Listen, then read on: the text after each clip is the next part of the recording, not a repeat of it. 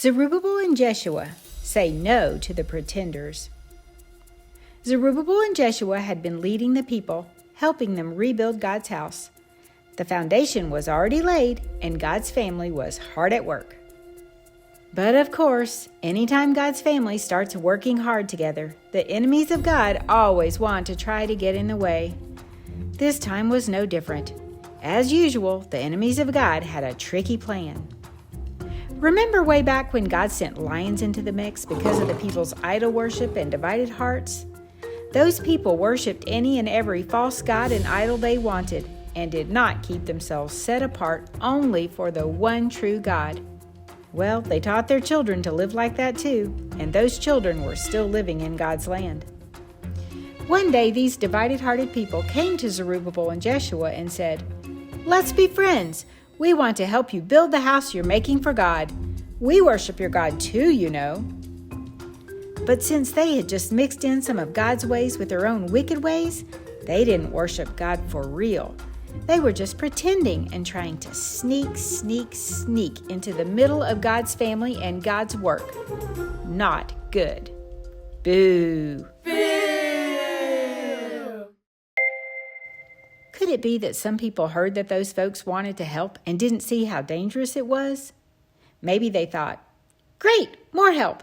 That will mean we won't have to do as much of the work ourselves. That will make the work easier and faster." Or, "The more the merrier. I like being with lots of people." Or even, "The more people who join our city, the stronger we will be, and the more money we will have for doing God's work." Those thoughts could sound kind of like good reasons, couldn't they? But God does not see things from those brain-only ways of thinking. Do you remember how Ezekiel had seen those gateways of God's house? The entrances and exits, the doors in and out. And remember how God had shown Ezekiel that those doorways were very important. That's because you can't just let anyone come in and out of God's house. If anyone can just come in and out whenever they feel like it, the house won't be holy anymore. And God said holiness was his number one rule for his house, didn't he? Holy means set apart as special for only God.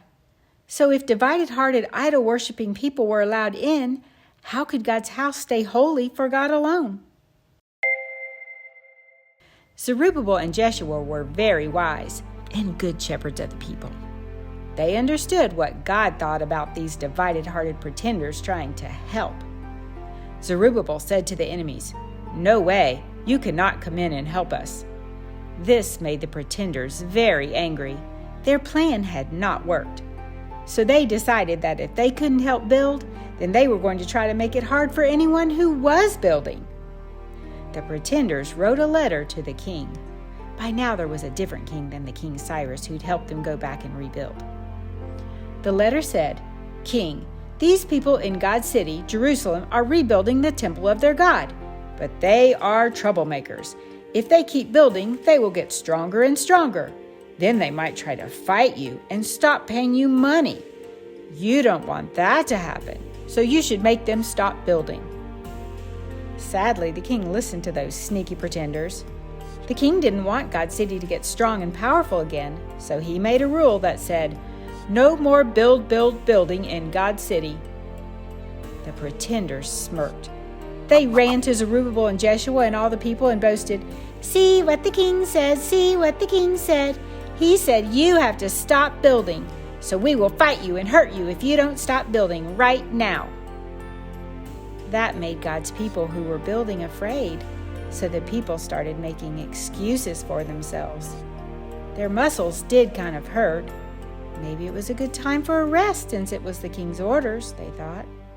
And one by one, they stopped building. Not good.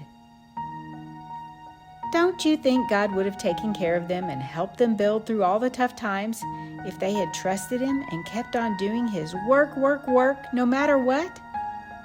Of course. It was God's house they were building. But once again, God would need to send someone to help get his children back on the right path.